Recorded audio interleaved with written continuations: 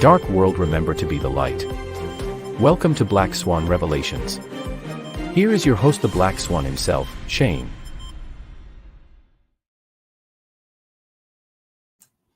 All right.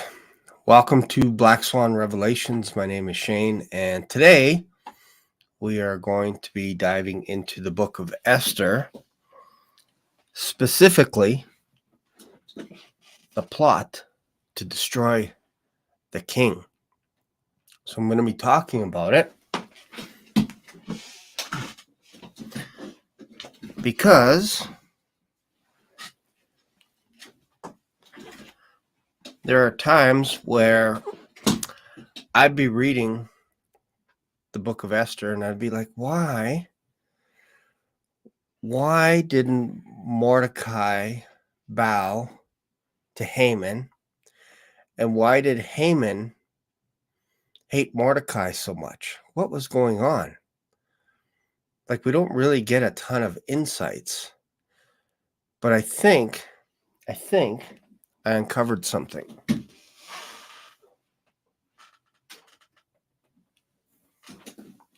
And this is just a theory. It's just a theory.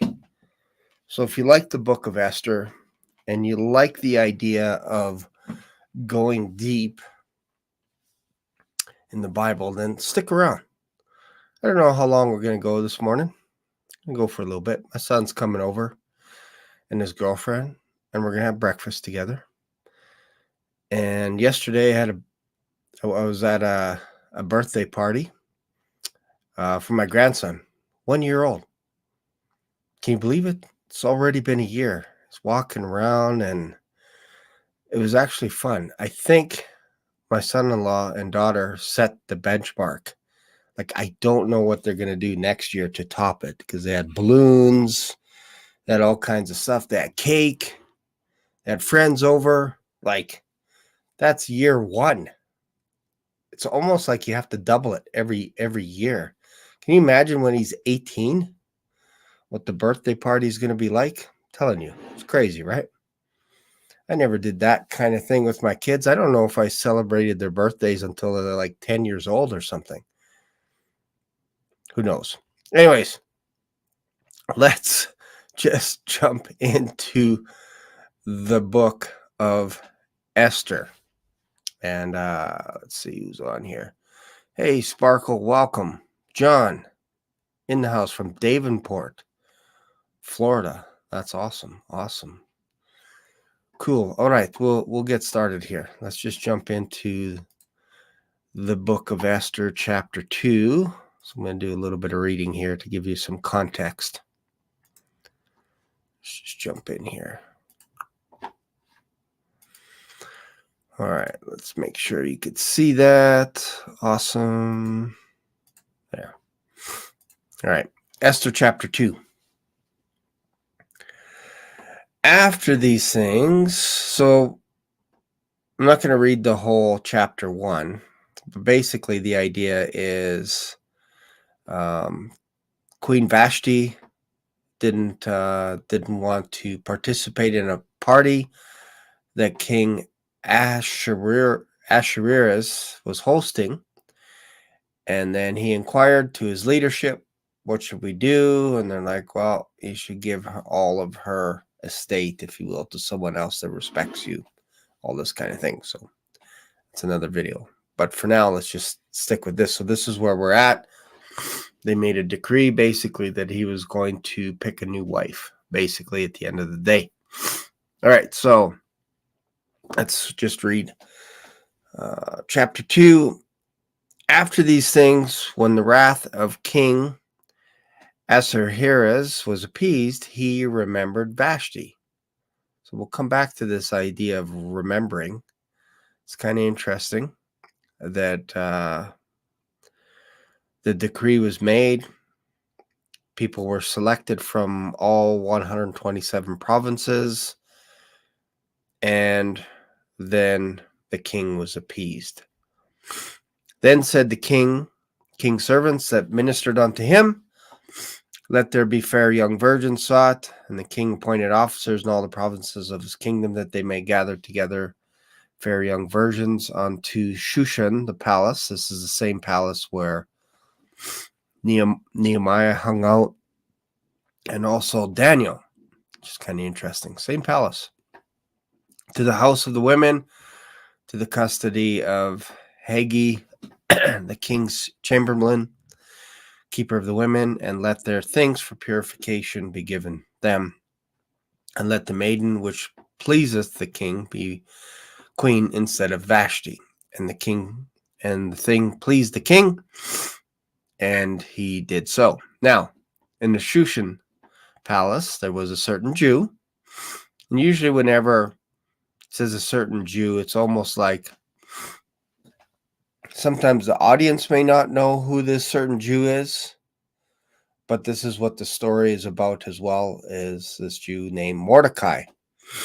So whenever you see that a certain Jew, sometimes it is inferred as to who the person is, because generally the audience would know, or the author would know, but in this case, it's more specific as well, a certain Jew whose name was Mordecai, the son of Jair, the son of Shimei, the son of Kish, a Benjamite, who had been carried away from Jerusalem with the captivity, which had been carried away with Jeconiah, king of Judah. And I think in 2 Kings, 2 Chronicles, I think it's Jeconiah. So his name was changed, but it just depends which book of the Bible you're reading. It could either be Jeconiah or Jeconiah, something to remember, one of the last kings of Judah. So this is when King Nebuchadnezzar carried away all the people from the tribe of Judah, most likely the tribe of Benjamin and the Levites, and any of the others that had not escaped his grasp, including from the 10 northern tribes. Because some of the people from the 10 northern tribes actually escaped and went south.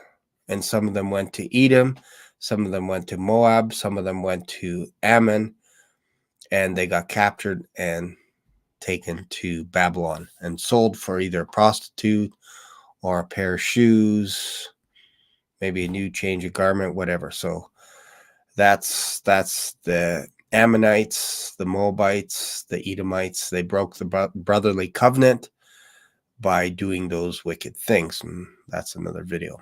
Anyways, so this is the time frame. Basically, Nebuchadnezzar is carrying away Jeconiah, or Jeconiah, king of Judah, and then also along with that was Mordecai.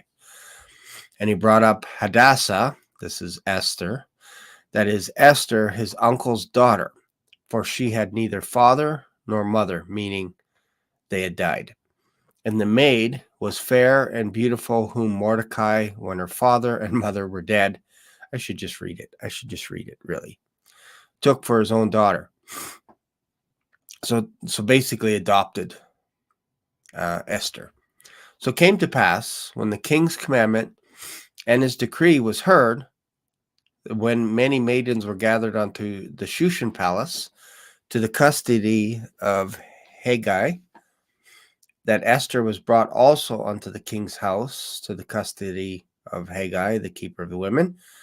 And the maiden pleased him, and she obtained kindness of him, and he speedily gave her things for purification. What's interesting is, in this case, she is known as a maiden. And depending what historical context you look at, they figure Esther could be about 30 years old by this time. It's possible she wasn't like 14 or 15 or 16. They figure she could have been in that range of about 30.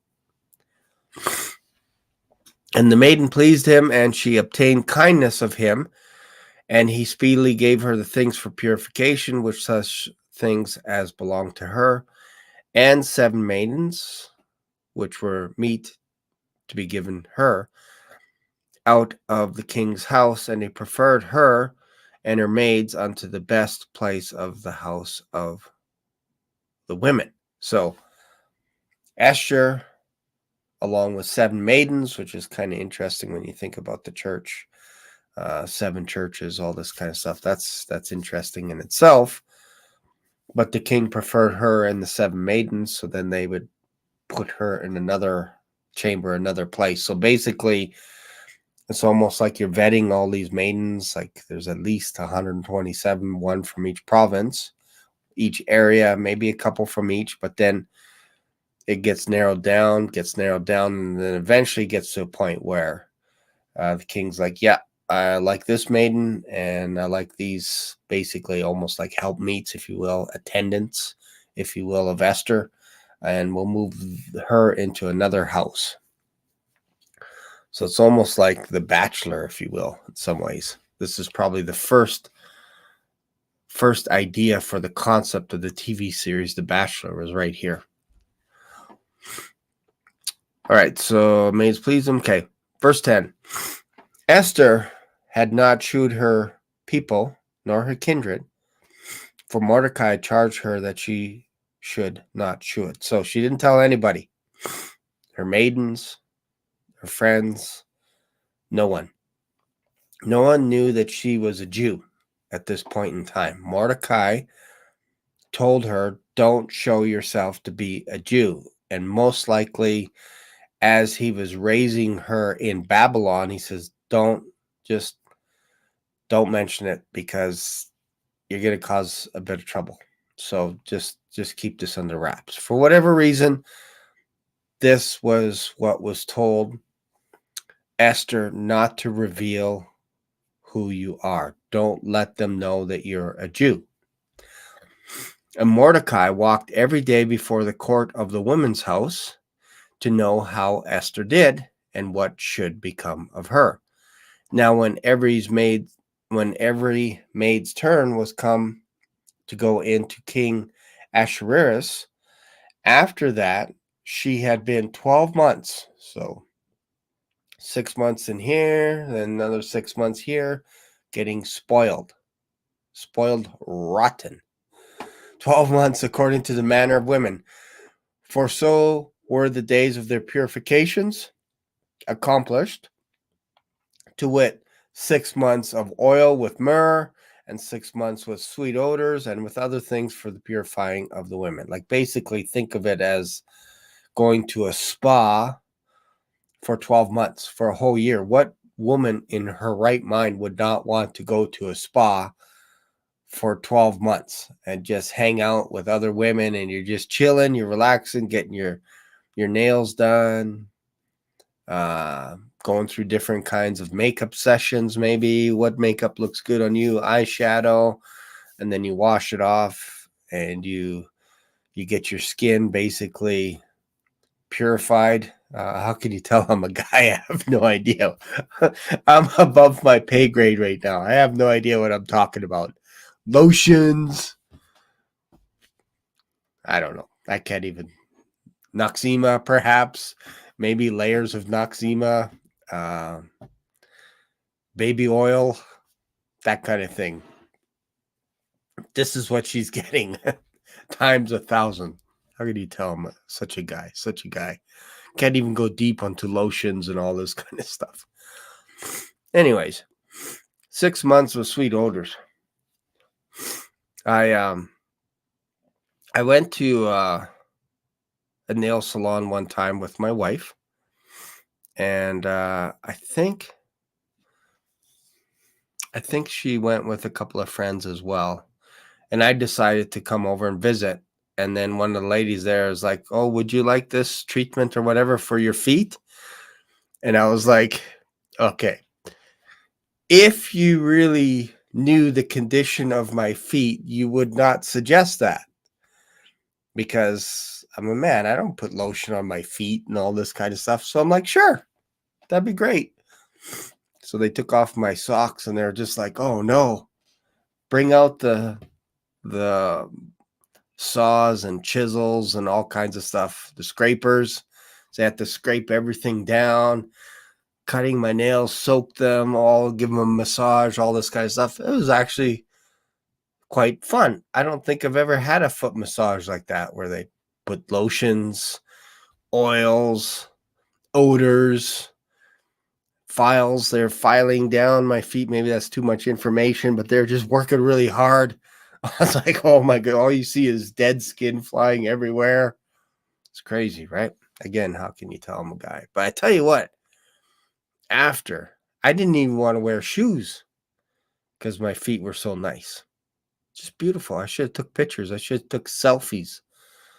Put it up on the internet. Look at my feet. Aren't they gorgeous? Anyways, side note there. But I've been to one of those spas. It was fun. It was fun. One time, though. One time. All right. So let's see here. Thus came every maiden unto the king.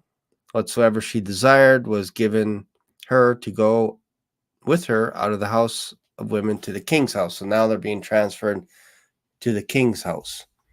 In the evening she went, and on the morrow she returned to the second house of the women, to the custody of Shazgaz, the king's chamberlain, which kept the concubines, and she came in unto the king no more, except the king delighted in her, and that she were called by name. So this was kind of a thing in this time, that you would only show up in front of the king if he called you, because that meant he had favor for you. You don't just randomly show up, because the king could be working on stuff, which nation are we conquering next? What are we going to do? Is this guy getting executed? What's going on here? Reading records, chronicles, diaries, all this kind of stuff, writing things down and trying to remember. Like you're managing, or you're basically the king over 127 provinces. So if you think about it, there are princes, people that are in the gate, all this kind of stuff every single day coming before the king, and you don't necessarily want the queen coming in whenever randomly. So that was what's going on here. All right. Now, when the turn of Esther, the daughter of Abihail, the uncle of Mordecai, who had taken her for his daughter, was come to go into the king, she required nothing but what the king just lost my space. Where are we going here? Okay.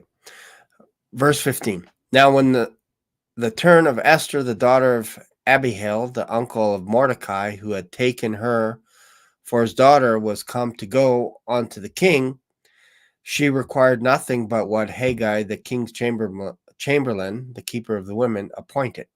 So she didn't ask for anything else above that. She just, whatever he suggested, she accepted. And Esther obtained favor in the sight of all them that looked upon her. So they basically, obviously, she was a beautiful woman. But whatever they gave her, she didn't ask for anything more. And because of that, she wasn't acting like a princess. One of those that's like, this is disgusting. Get this away. I don't like this. Get this away from me. Whatever. I don't like this lotion. Get it away. Like they basically made their job easier to look after her, because they're doing it on behalf of the king. All right. So Esther was taken unto King Ahasuerus unto his house royal in the 10th month, which is the month Tebeth, in the 7th year of his reign. So 7 years. Again, interesting that she is taken in to be able to be in front of his presence after this is the 7th year of his reign. So he's been in power for 7 years. And so basically you would say at year 6, if you will, that she's being prepped. And then the 7th year she's presented to him. Just kind of interesting. So Esther was taken, 7th year, okay. And the king loved Esther above all the women, and she obtained grace and favor in his sight more than all the virgins, so that he set the royal crown upon her head and made her queen instead of Vashti, instead of. So if you think of the word stead, you think of like homestead. We know that that's like your dwelling place. That's your home. So instead, here is in place of the room, if you will, of Vashti. Vashti was the queen, so now that crown is removed from her and being placed on the head of Esther, who is now the queen. So instead of Vashti, so she's displacing Vashti. Then the king made a great feast unto all his princes and his servants, even Esther's feast. And he made a release to the provinces and gave gifts according to the state of the king. In some ways, I wonder if that's debt forgiveness, a release to the provinces. Not sure. It's kind of interesting. And when the virgins were gathered together the second time, then Mordecai sat in the king's gate. So think about this. So the second time the virgins were gathered together, then Mordecai now sat in the king's gate. It was at this time that Mordecai sat in the king's gate when the virgins were gathered together. Esther had not yet shewed her kindred had not shown her kindred nor to her people. So this is the second time now we're hearing this, that Esther did not show anyone that she was a Jew. This is important, and it'll become apparent as we go along.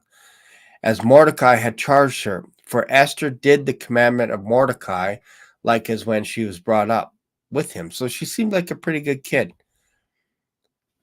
Mordecai would tell her to do this or not to do this or whatever, and she would just obey. She would just listen. And then even when she had attendants attending to her, they would give her ointments, perfume, all this kind of stuff. She would just take it. And she wouldn't ask for anything more. She wouldn't try and correct anyone, whatever it is. So this is who she is. This is the essence of her being, that she never asks anything more than what she has. That's not in her character to ask above and beyond. Her character, her DNA, if you will, is to basically submit to authority and to also just be thankful for what you have, and not to cause any trouble, any disturbance, or anything like that. Okay, it's important. Esther had not yet shewed her kindred nor her people, as Mordecai charged her, for Esther did the commandment of Mordecai, like as when she was brought up with him. In those days, so this is interesting, in those days, while Mordecai sat in the gate, two of the king's chamberlains, Bigthan, it's interesting that we have their names, and Teresh, of those which keep the door, were wroth, and sought to lay hands on King Ahasuerus. So we're not really sure why they were upset at the king. Don't know if it's because Mordecai was there. We don't know yet. We're not sure. Maybe it was because the way he carried himself. They're like, yeah, this guy's most likely a Jew. Most likely a Jew, because most likely Mordecai did not just say it to them out loud, like, hey everyone, first day in the gate, I'm a Jew. Most likely not, because if he's telling Esther not to show herself a Jew, you could almost assume that he's not doing that either. All right. So meanwhile, they were these two members of the king's chamberlain, of those which kept the door also, because remember, Mordecai also kept the gate as well. So these two were wroth and sought to lay hands on the king. So they wanted to assassinate the king. That's what this means. And the thing was known to Mordecai. Most likely he was an an eardrop away. Anyways, he's very close by. Who told it unto Esther the queen, and Esther certified the king thereof in Mordecai's name. So Mordecai brings it to Esther, saying these two guys, specifically these two names, are going to assassinate your king, our king. Esther certifies it, however she does that, basically saying the word that she got is true. So you can trust this guy Mordecai. I certify it. Go check it out. So then this was listed in the records that Queen Esther certified that Mordecai was telling the truth, or that he brought this thing forth, if you will. May not have said, hey, this is truth, but it was more like a stamp of, at this time, Mordecai brought this accusation, and I certify that time that he brought it. So I'm putting my stamp of approval that yes, Mordecai accused these two people of wanting to assassinate the king. So I witnessed that Mordecai said this to me. Boom, stamp, filed away in the records. And when the Inquisition was made for the matter, it was found out, therefore, they were both hanged on a tree, and it was written in the book of the Chronicles before the king. So you can look at it as basically this was another record that basically there's a place where they would write all this stuff down. They call it the Chronicles of the King, and there's a place where they would do it. That's before the king. It doesn't necessarily mean the king is sitting there 16 hours a day. What did you guys write? What did you guys write? What did you guys write that down? Okay, make sure and spell it right. No, it's before the king, as in they are hired by the king to keep track of all the matters in his kingdom over 127 provinces. So they are authorized to write everything down. So here's something that happened. Two guys were said to be plotting against the king, and it's brought before the court, and they're basically, okay, Queen Esther, okay, boom, go check it out. She's saying that this has been brought to her attention. We type it all in on our little fancy computer, entered in, enter, submit. Now it's in the records forever. That's kind of the process of how it happens. So it was certified in the king thereof in Mordecai's name, meaning, again, he's the one that brought this accusation. When the inquisition was made of the matter, it was found out, therefore they were both hanged on a tree, and was written in the book of the Chronicles before the king. We also have to understand that the author is actually writing this down, writing the whole story down for us to read what was going on in this time. After these things did King Ahasuerus promote Haman, the son of Hammedatha, the Agagite, and advanced him, and set his seat above all the princes that were with him. You'll notice that we are in chapter 3.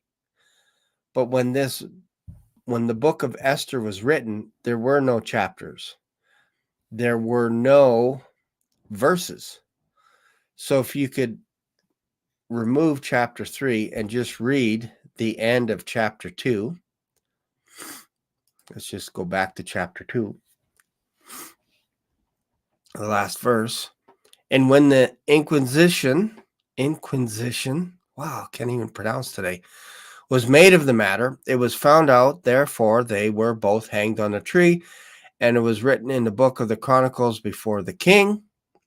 And after these things, what things?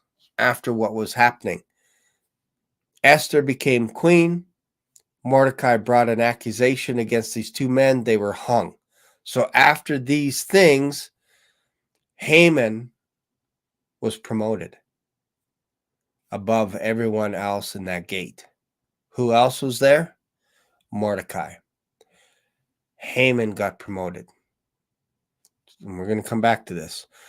All the king's servants that were in the king's gate bowed. They all accepted this promotion and reverence Haman, for the king had so commanded concerning him. But Mordecai bowed not, nor did him reverence. Why? Well, because Haman got promoted for this assassination attempt, not him. He brought it to Esther. Esther brought it to the court. They entered it in. They investigated it. And then Haman probably put up his hand and said, yeah, it was me. It was me that did it. But it had already been entered and filed away, and nobody would distrust someone in the king's chamber, especially when they figure out, oh, this plot, they found out that it was true. And Haman's basically, yeah, it was me. I did it. I was the guy that found these two guys, probably betrayed his own buddies. Who knows, right? And so he got promoted. Mordecai knows that this promotion should have been him, but didn't say anything. Haman got promoted. King's servants said unto the king's servants which were in the king's gate, said unto Mordecai, why transgressest thou the king's commandment? It's interesting, right? So if you come at it from the perspective, Mordecai was the one that revealed this plot, and Haman put his hand up. Now, it doesn't say it. I'm inferring, but I'm going to prove it later.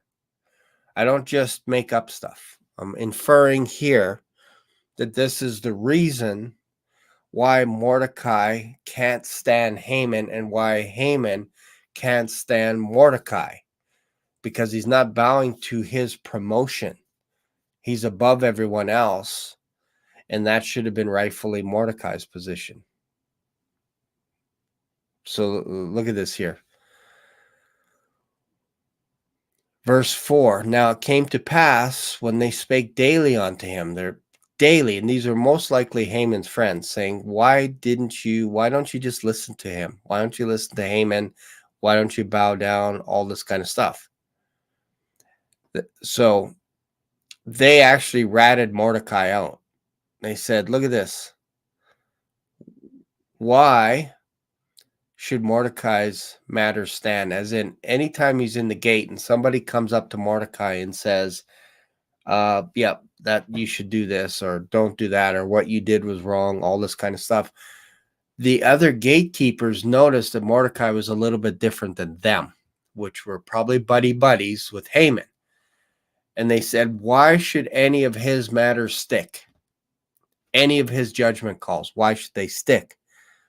You might be asking why. Well, because they found out through conversation, perhaps they were eavesdropping, that Mordecai was a Jew. So like, okay, this guy's a Jew. Why should his matters stick? Why should we listen to him? Period. He's a Jew. So in Haman, so let's read it again. Verse 4. Now when it came to pass, when they spake daily unto him, these are not his friends. These are not Mordecai's friends. They're Haman's buddies. And he hearkened not unto them. He didn't listen to them. And then they told Haman to see whether Mordecai's matters would stand, for he told them that he was a Jew. So he eventually told them that he was a Jew. So then they ratted him out. And when Haman saw that Mordecai bowed not, nor did him reverence, then was Haman full of wrath. And he thought scorn to lay hands on Mordecai alone. He wanted to bring him alone and kill him. For they had shewed him the people of Mordecai. They said, look, this guy's a Jew, to Haman. Wherefore Haman sought to destroy all the Jews that were throughout the whole kingdom of Ahasuerus, even the people of Mordecai. These are all the Jews. These are the people of Mordecai. Why? Most likely because Haman realized that Mordecai was a Jew, and Mordecai knew that he was the one that actually foiled this plot to the king, not Haman. And Haman's like, if Mordecai tells anyone else that actually this was going, especially to his people, I'm going to be found out and it's going to be off my head. Again, I'm inferring this is what Mordecai is thinking. This is why he's taking out all the Jews, because they would be on Mordecai's side.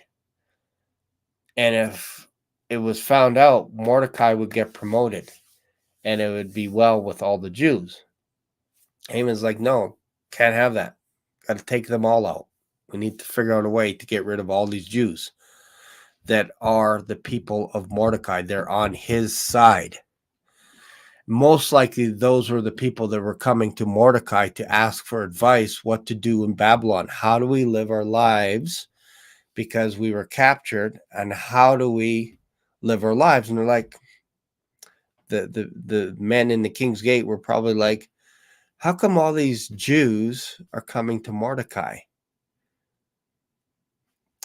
We're pretty smart. We can put two and two together, and they probably asked him, like, how come these guys are coming to you? And it's like, well, do you not see? Like, I'm a Jew. Do you not get that? I came from Judah. So from that perspective, they're like, yeah, all these people are on Mordecai's side. They're his people. So why wouldn't they listen to him?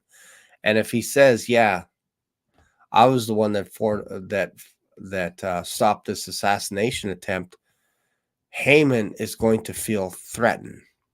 If you just use common sense and walk through this, it's quite fascinating. All right.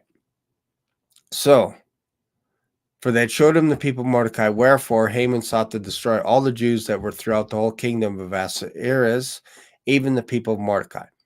In the first month, that is in the month Nisan, in the 12th year of the king of Ahasuerus, they cast pure, that is the lot, before Haman from day to day, and from month to month, the 12th month, that is the month of Hadar, which is interesting, this pure thing.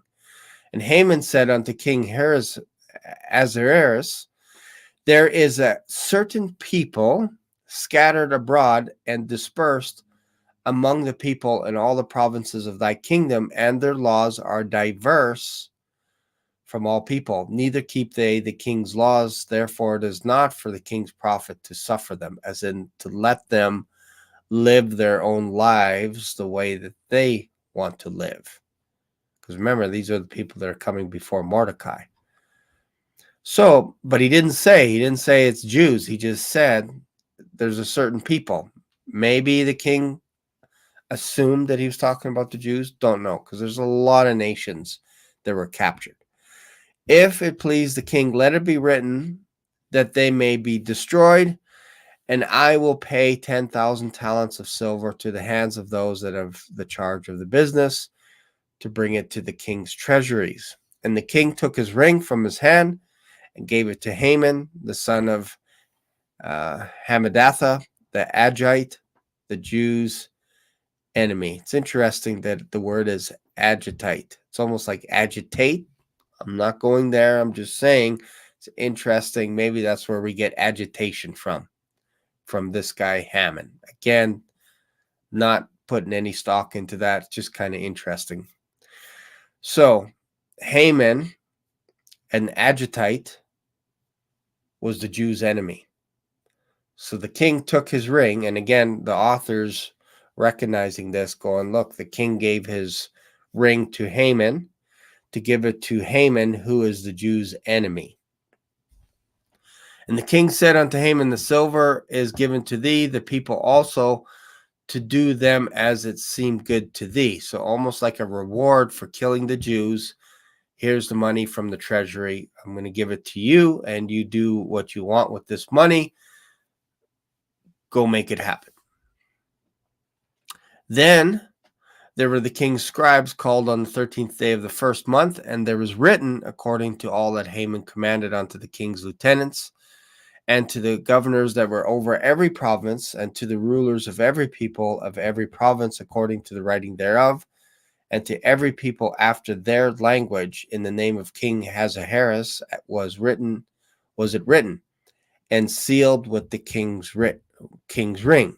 I'm going to skip ahead, but the idea is once it's sealed by the king, very similar to when the tomb was placed in front of, or the seal was placed on the tomb where Jesus died, where Jesus was buried, I should say.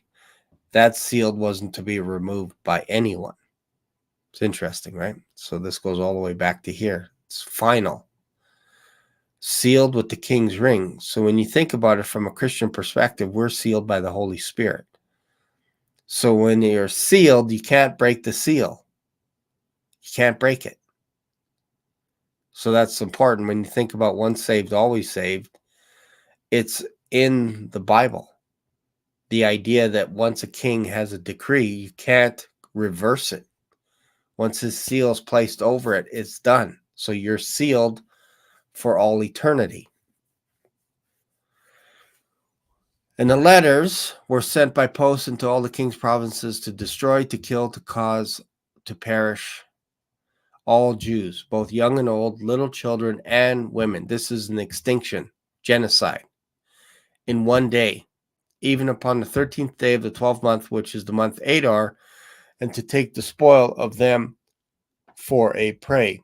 As in, you kill all the Jews, you take all their belongings, whatever belongs in their home, their gold, their silver, whatever it is, you take it for yourself.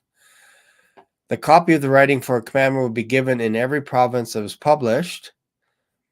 To be given in every province was published unto all the people, that they should be ready against that day. So this is not just kings and generals and soldiers. This is people to get ready when we signal the time that you are to turn on your neighbor.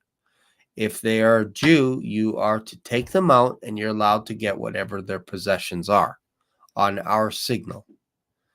So the copy of the writing, so I just read that they should be ready against that day. The posts went out. This is probably where we get postmen. This is probably like for Canada, we call it Canada Post, but this is probably the first time we see something like that. The postmen went out, being hastened by the king's commandment, and the decree was given to Shushan the palace. So this is where the decree came from, the head office, if you will, Shushan the palace.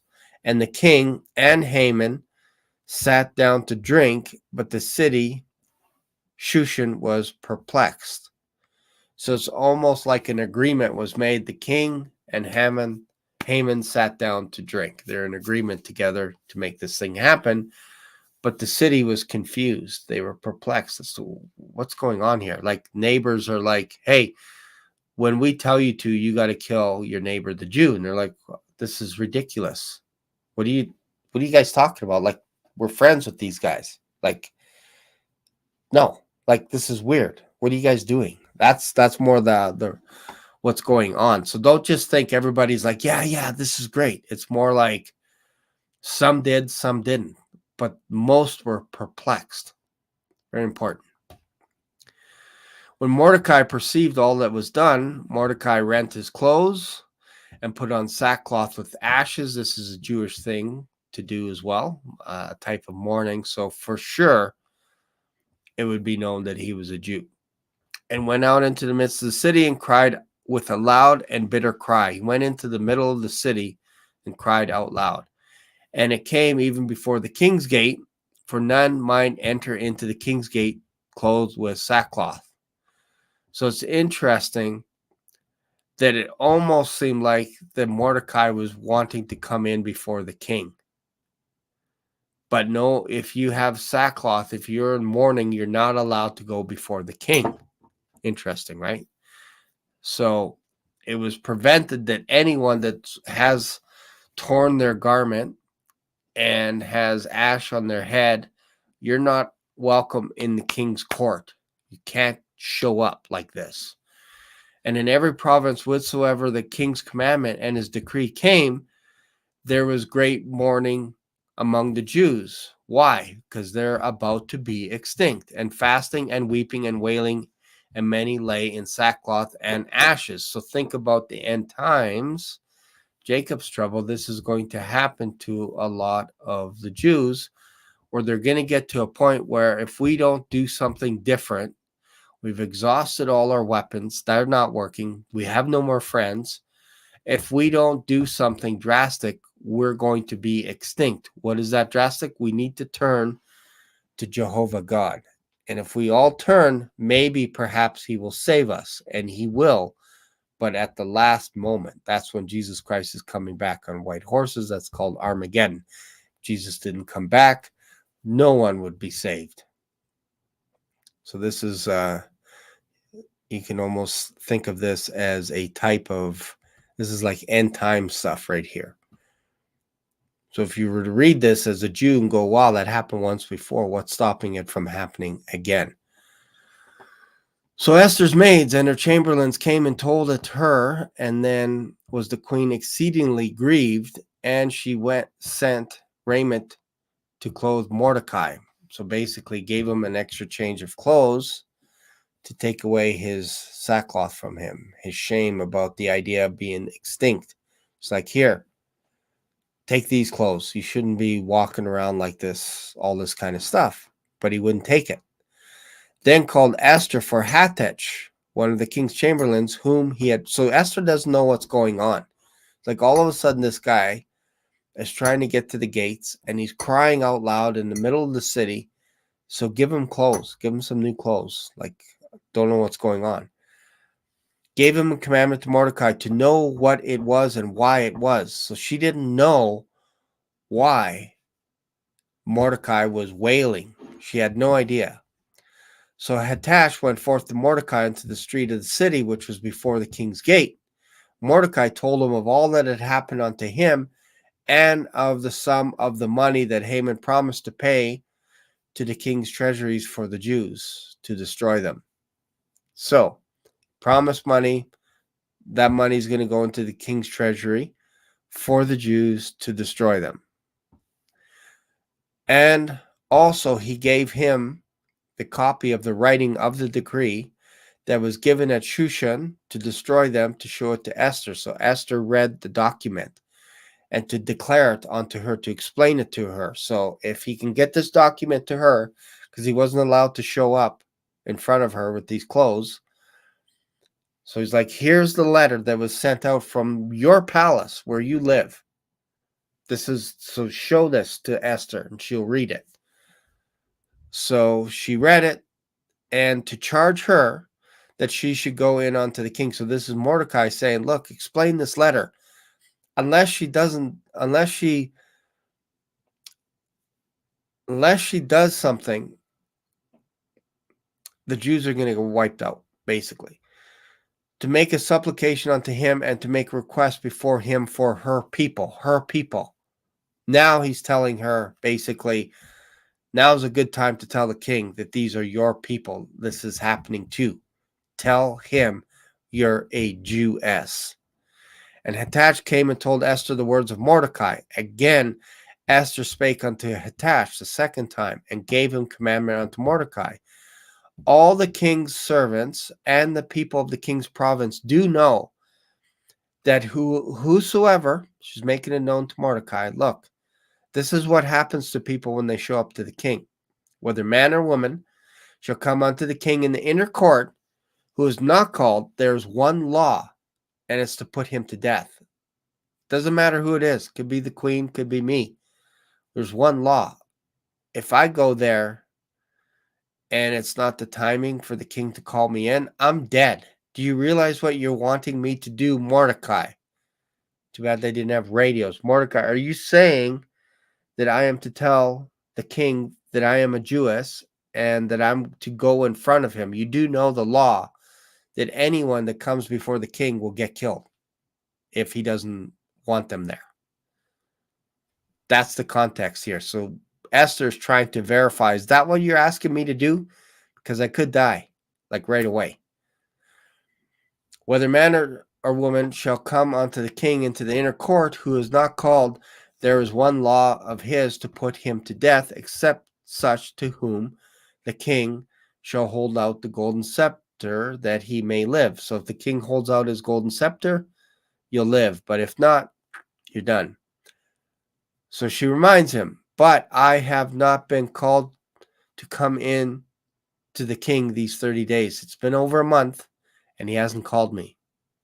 So just so you know, this is what's at stake. And they told this to Mordecai.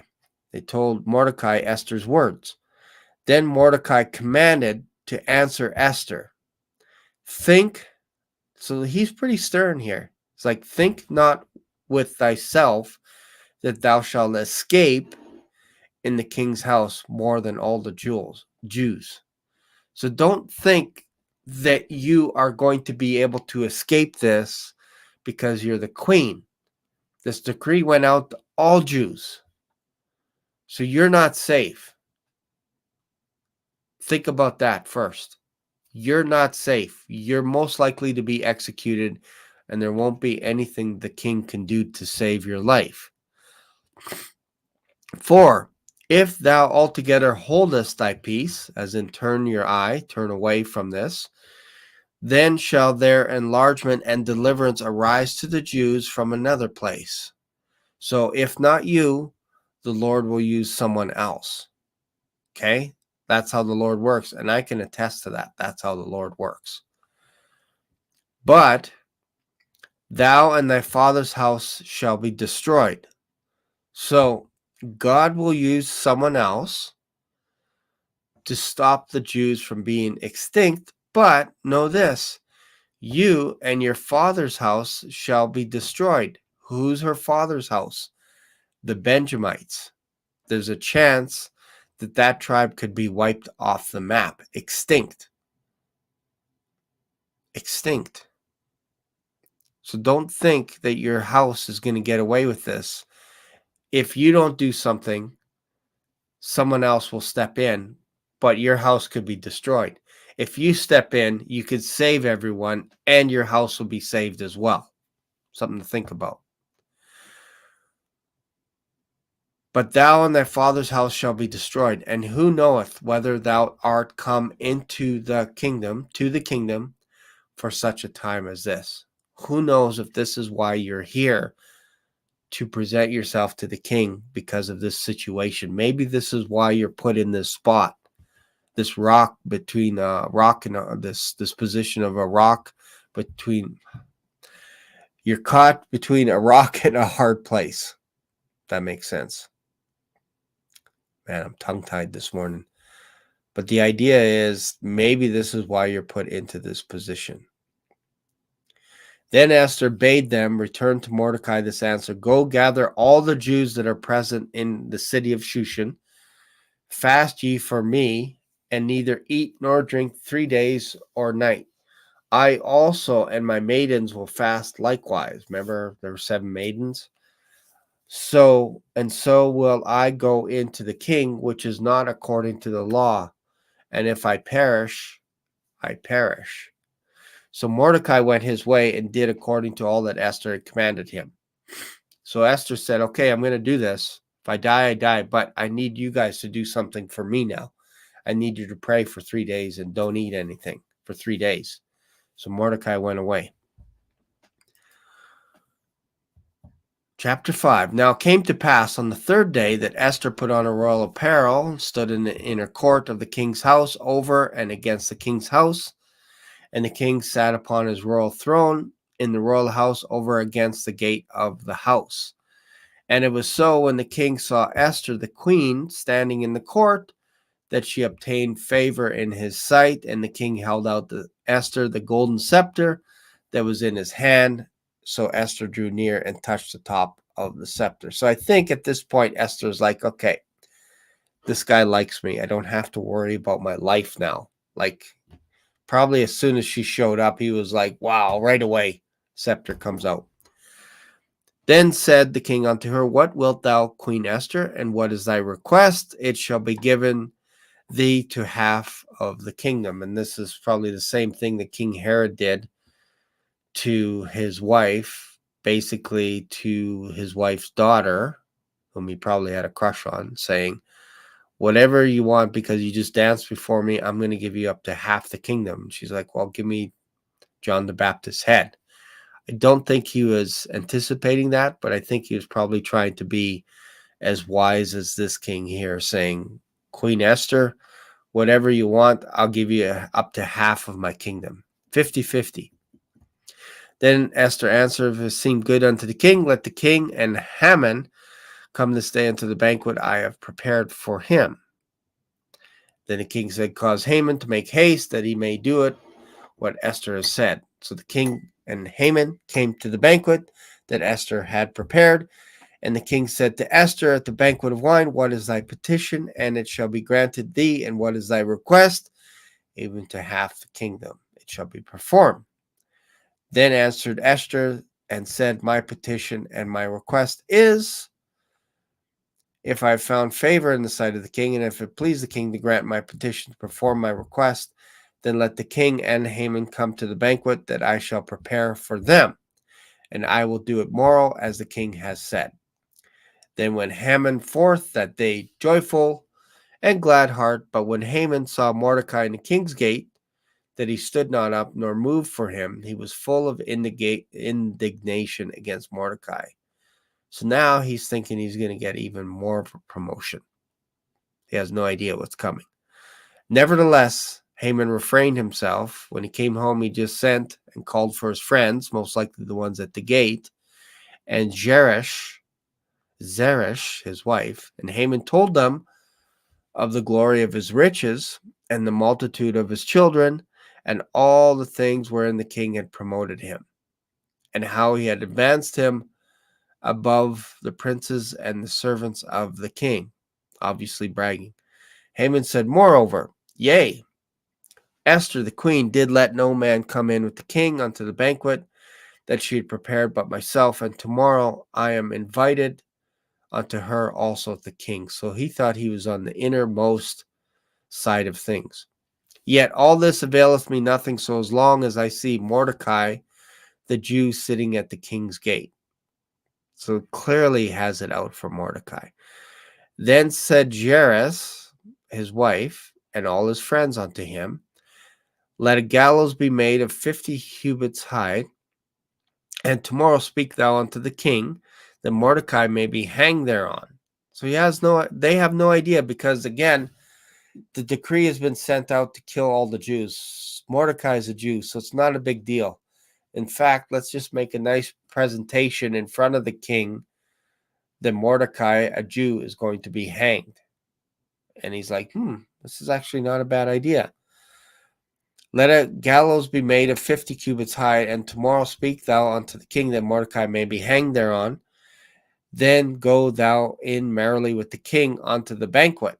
And the king and the thing pleased Haman, and he caused the gallows to be made. So basically, bring the gallows before the banquet starts, hang him, and then go happily into the banquet, because again, you're only doing what was going to be done in all the land, in front of all 127 provinces, that all the Jews are going to be killed.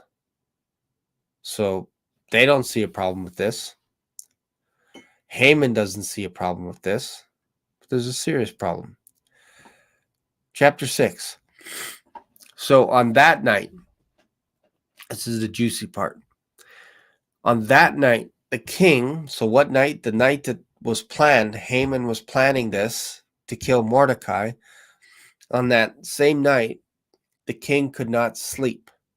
And he commanded, because remember, the next day, Haman is going to present this to the king. So if it's presented to the king, there's a good chance Mordecai could die. So on this night, the king can't sleep. And he commanded to bring the book of the records of the chronicles that they were read for the king. Doesn't know why yet. He's just like, here, just read this to me. Read the chronicles to me for the past, weeks. And it was found written that it was actually Mordecai had told of Bigthana and Teres, two of the king's chamberlains and keepers of the door, who sought to lay the hand on the king. So it's interesting that this is the first time the king is aware that Mordecai was the one that actually stop the assassination attempt. You could infer that he didn't know this. It's like, what? I thought it was Haman. It's actually Mordecai. Huh, that's weird. Then the king said, what honor and dignity hath been done to Mordecai for this? Then the king's servants that ministered unto him said, there is nothing. Nothing was done for him. That should say something right now, because somebody got promoted that day because of this assassination attempt, but it wasn't Mordecai. Nothing was done for him. And the king said, who's in the court? Now Haman was come into the outward of the king's house to speak unto the king to hang Mordecai on the gallows that he had prepared for him. So it's not necessarily a crime that Haman got promoted. It was a misunderstanding. So the king wasn't out necessarily to get Haman, but it's basically whoever's in the court, send this message out. Basically, he's like, who's in the court that I could advise? And this is when Haman shows up. He's come into the outward court of the king's house to speak unto the king to hang Mordecai on the gallows that he had prepared for him. And the king's servant said unto him, behold, Haman standeth in the court. Out of all the people, the one that you promoted instead of Mordecai, you're not going to believe your luck. He's right here. And the king said, let him come in. So Haman came in, and the king said unto him, what shall be done unto the man whom the king delighteth to honor? Probably knowing Haman now. Now Haman thought in his heart, to whom would the king delight to do honor more than to myself? Most likely me. I think he's talking about me right now. And Haman answered the king for the man, and it's interesting because the king's not coming up with this. He wants Haman to come up with this. If you want to humiliate someone, have him come up with his own idea. So the king says, so what should be, if I like someone, or if I'm delighting in someone, or if I want to promote someone, what would that look like to you? So Haman came in. What shall be done? And the king thought, this surely because of this banquet thing that Esther wants me to go to, that he's thinking of promoting me. And Haman answered the king, for the man whom the king delighteth to honor, let the royal apparel be brought which the king useth to wear, and the horse that the king rideth upon, and the crown royal which is set upon his head. So basically, give him best clothing, give him a good horse that the king rides on, the horse that you ride on, and give him your crown, whether it's for a day or an evening. But if you could do this, man, that's awesome. Like, he's really stretching this out. He's like, give him the king's clothes that you wear, give him the horse that you ride, and give him the crown that you wear, the royal crown. This is what Haman's saying. He's insane. And let his apparel and horse be delivered to the hand of one of the king's most noble princes, that they may array the man withal from the king, whom the king delighteth to honor. So now bring him in front of all the people, and bring him on horseback through the street of the city, and proclaim before him, thus shall it be done unto the man whom the king delighteth to honor. Man, he is just like going overboard. Then the king said to Haman, make haste, take the apparel of the horse and the horse, as thou hast said, and do even to Mordecai, the Jew. So he's almost on to Haman now.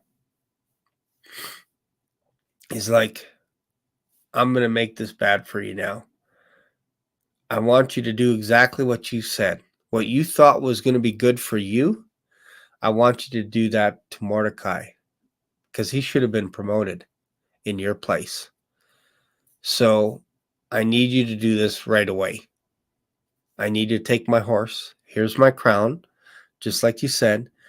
And there's a wardrobe over there. Grab one of my best outfits. And I want you to dress Mordecai. And I want you to parade him in the streets back and forth. Thanks. Dismissed.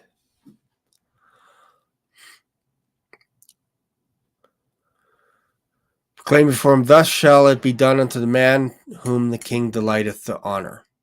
So that's who the king honors, is Mordecai. And Mordecai came again to the king's gate, but Haman hasted to his house mourning and having his head covered. Interesting, head covered. Shame. Interesting, right? So Mordecai comes into the king's gate. Haman hasted, probably didn't even look at Mordecai, just went home. Haman told Zeresh, his wife, and all his friends everything that had befallen him. This is a demotion. He's being demoted instantaneously. He's losing everything that he had.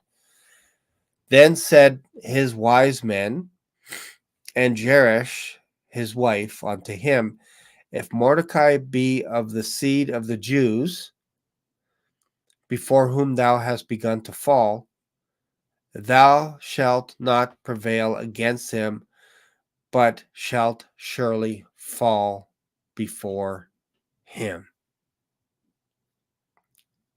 This is interesting, right? Because now they know that Mordecai is a Jew, and they're like, you basically stirred this whole up. And think about this. If Mordecai be of the seed of the Jews, as in from the tribe of Benjamin, and he's a Jew. This isn't just the tribe of Judah, by the way. This is all the Israelites. If Mordecai be of the seed of the Jews, before whom thou hast begun to fall. So the Jews are going to be slowly exterminated in one day. If this is going to happen to them, don't you think that, and Mordecai is now in your spot, you don't think that Mordecai is going to do everything in his power to make you fall before him and all of us are in trouble? Like, they're being wise here. They're saying, look, he's now in a position of authority. There's nothing else left for you but to be destroyed.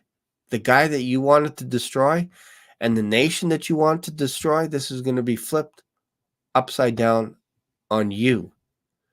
This is horrible. This is a horrible situation for you, Haman.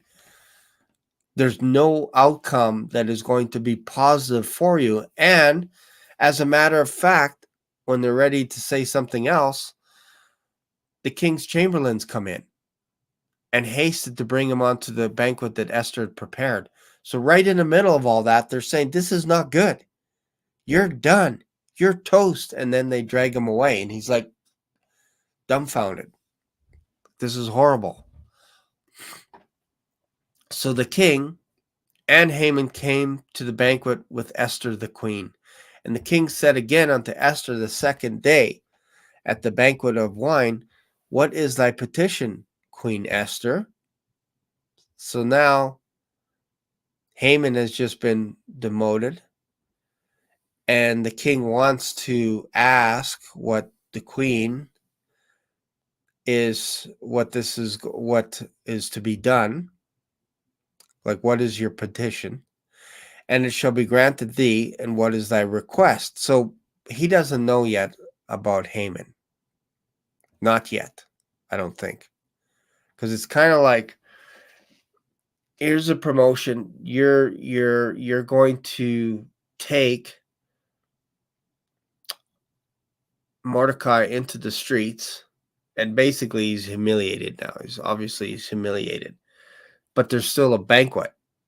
And Haman has to show up after being humiliated. So I don't think this has gone unnoticed to the king.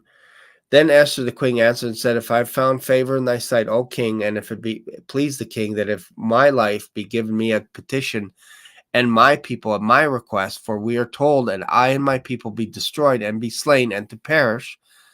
But if we had been sold for bondmen and bondwomen, I would have held my tongue, although the enemy could not countervail the king's damage.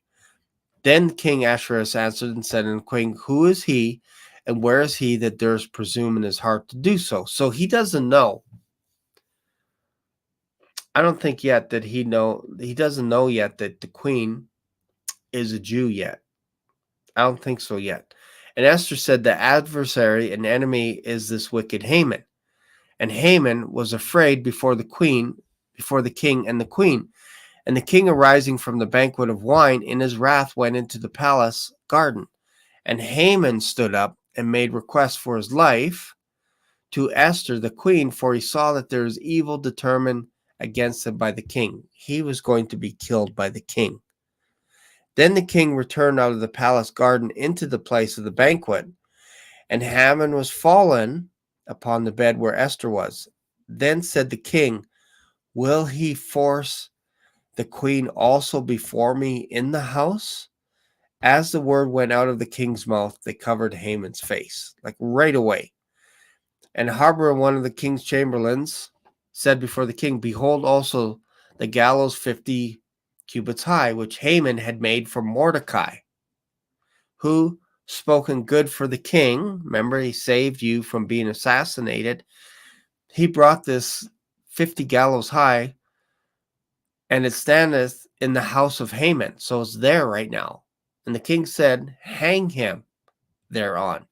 So they hanged Haman on the gallows that he prepared for Mordecai. Then was the king's wrath pacified.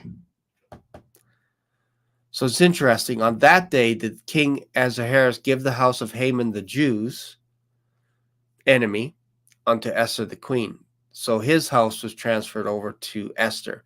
And Mordecai came before the king, for Esther had told what he was unto her. So now Esther tells the king that Mordecai is actually my uncle. He's a Jew, all this kind of stuff. So it's everything is coming together. And the king took off his ring, which he had taken from Haman, and gave it to Mordecai. So it should have been given to Mordecai. So wrong promotion. And Esther set Mordecai over the house of Haman. Interesting, right? So it was transferred over to Esther, and then Esther gave Haman all his stuff, all his possessions, everything to Haman. And so basically, I'm not going to read the whole thing, but it's important to note that this was an extinction that was about to happen. And it's interesting that there was a bit of a reversal going on with regards to Haman wanted this to happen to Mordecai. And it's interesting that he got promoted, because that exact promotion that he had was now transferred, take off this ring, and was placed on Mordecai. So I think the king was also putting 2 and 2 together. It's interesting, right? Lots of stuff going on here. I think Esther is an amazing book, and I encourage you to read it a few times. Because again, you always wonder at the beginning, if you just read it one time, you're like, well, what's going on here? Like, why is Haman so mad at Mordecai? And why is Mordecai bowing before Haman? And hopefully this gives you a little bit more of a perspective. That is because obviously Haman is a wicked guy, but he just wanted to glamorize himself. And when Mordecai didn't bow to him, probably because Mordecai realized that promotion was not given to him for saving the king's life, Haman took credit for it. So anyways, that's it for today's video. I hope you got something out of this, some kind of an afterthought, if you will. Perhaps you'll go back to the book of Esther and read it for yourself. It's a quick read. Like, we read most of it here. Probably take you like 40 minutes to read, 30 minutes to read. It's a pretty good little read. Lots of stuff going on there. And what's interesting as well is the book of Esther. There's only 2 books in the Bible that doesn't mention God's name at all. Esther's one of them, and the book of Solomon is the other. Song of Songs, which is interesting because when you think about it, God's name is not mentioned through Esther. Through most of Esther's life, she was told not to tell anyone that she was a Jew. And what do Jews do? They practice worshiping one God. So God's name is not mentioned in Esther, and Esther was told not to mention God. Because if she talks about Jehovah God, she's going to be found out that she's a Jew. So it's interesting that God is not in the book of Esther, the name God. And it kind of makes sense when you read it from that context that, again, this was done in secret. Esther's heritage was kept a secret. Mordecai's heritage was kept in secret until the right time, which was to save them from being extinct. Now, if it was revealed earlier, I think Mordecai would have been removed from his position, and I think Esther probably most likely wouldn't have been queen because this decree had went out. But because it was found out what Haman was devising against Mordecai, who actually saved the king's life, if the king didn't wake up in a dream, or didn't wake up from a bad dream, he couldn't sleep, and didn't have the chronicles read to him, he might not have picked up on the idea that it was actually Mordecai that saved his life, not Haman. And Haman is a wicked person. Interesting, right? All right. So that is, let's just see here. Dragging through the mud to be saved. What does this mean? Verse Philippians 2:2. Philippians 2:2. Let me just see if I can find it here real quick. It has kind of, I don't know if it has anything to do with what we're talking about here, but that's all right. That's okay.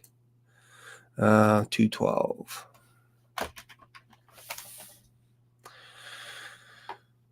All right, so let me go to verse 12 here. Let's read it real quick. Let's read this.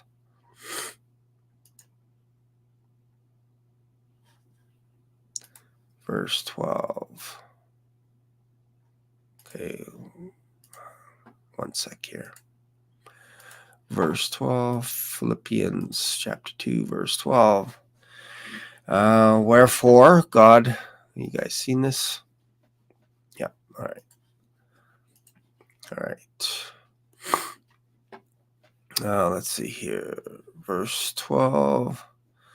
Wherefore, my beloved, as ye have always obeyed, not as in my presence only, but now much more in my absence, work out your own salvation with fear and trembling. So, let's see here. What is the question? Heard the term dragging the bride of Christ through the mud to be saved. What does this verse mean? Well, this is what we do every single day. We work out our salvation.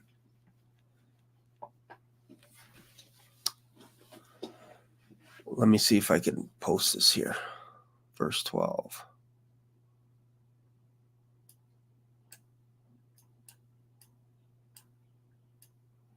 Come on. Trying to copy this here.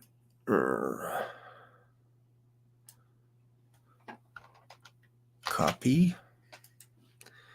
Philippians 2:12. Let's see here.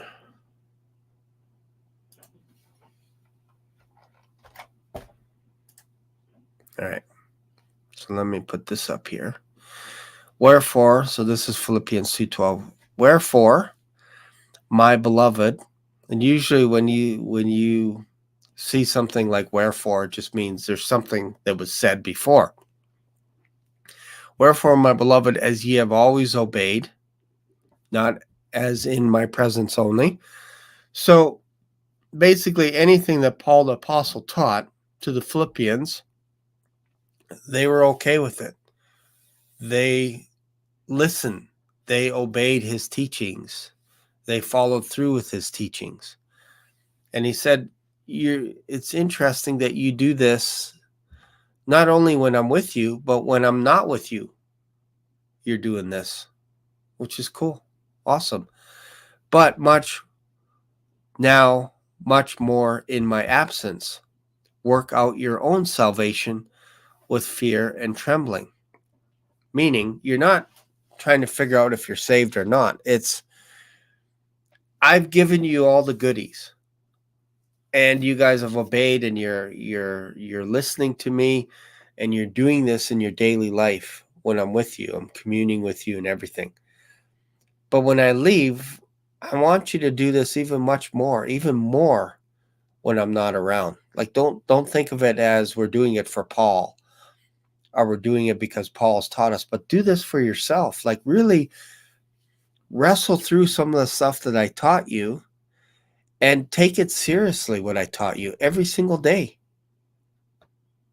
with fear and trembling. Like, study to show yourself approved. That's all that this is saying. This has nothing to do with being drugged through the bride, as the bride of Christ being drugged through the mud. This has nothing to do with it.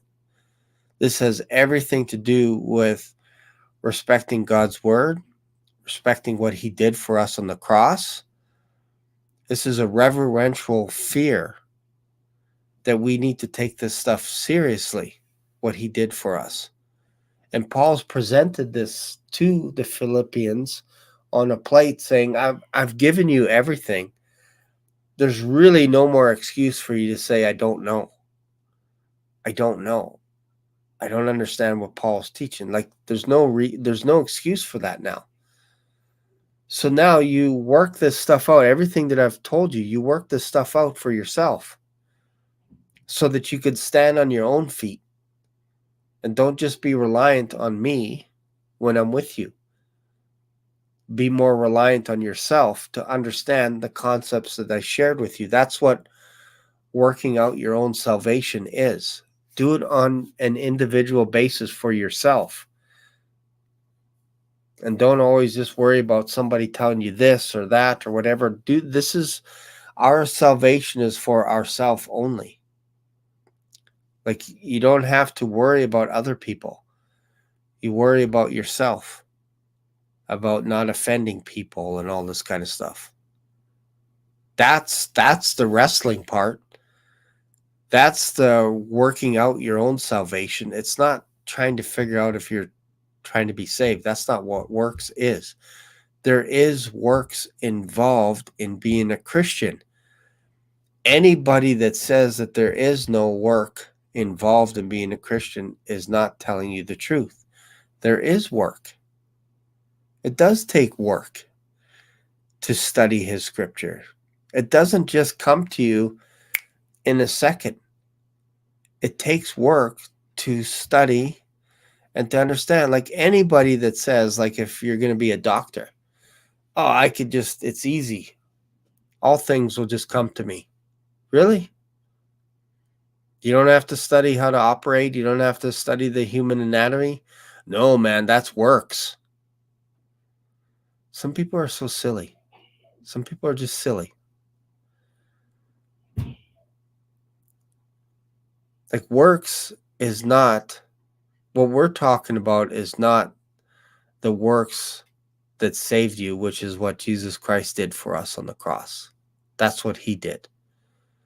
So we're not talking about salvation issues. We're talking about understanding. And it takes work.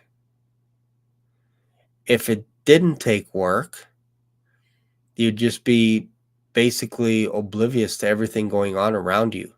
And like I tell you, if you look at the news and all this kind of stuff and you just look at it with a blank stare, it's like the only way to understand what's going on around us is by reading the word. And when you read the word, you're going to wrestle through some stuff. You're going to be like, okay, so does that mean that when you died on the cross, you died for all of us? You died for all my sins? That's what we wrestle with. that concept, the idea that Jesus Christ died for all our iniquities. Why? Because we have the flesh that doesn't buy into it, doesn't believe us, doesn't believe what we're reading, that Jesus Christ finished his work on the cross. We're like, no, we don't believe it. We got to earn something. We got to earn it. That's the wrestling part. You're wrestling with your salvation.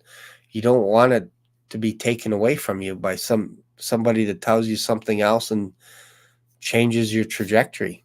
And you all of a sudden you're like, yeah, I don't know what I believe anymore. I don't understand what I believe. That's what wrestling is. You have to do this every single day. Every single day. So that has nothing to do with being drugged through the mud as the bride of Christ. That's post-tribbers believe that you have to do that to earn your salvation. And that has nothing to do with what Paul was talking about here in Philippians. Hopefully that helps. Anyways, all right. I am going to go. Got things to do, people to see. Hope you guys had a good time on this morning's Bible study. I didn't mean to go that long. I was only going to go for maybe 40 minutes or so. But hopefully you got something out of it. If you have, subscribe to this channel and leave a thumbs up. Share it with someone. Go back, rewatch it. And I'll see you in another video. Bye for now.